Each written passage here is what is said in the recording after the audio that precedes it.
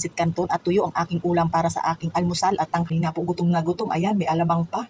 May suka, sili at may bawang, isang damukal na kanin. Ayan, tingnan niyo naman laman aking plato. Gutom na ko dyan, oh. Nangangatog na po ang aking mga kasabi. Gutom na talaga ako dyan, guys.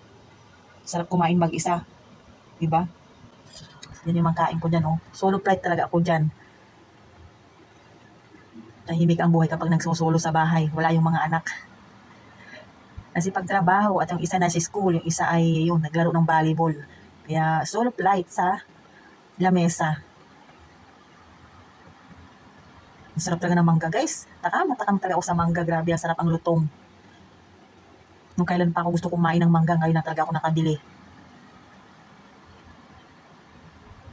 Todo bigay talagang kain ko dyan. Paano tayo mangangayayat nito? Talaga naman ang mga ulam ay grabe, sapat na kahit mga ganyang ulam na okay na po yan sa akin. Solve na solve, kaya lalo tayong lumalaki nito.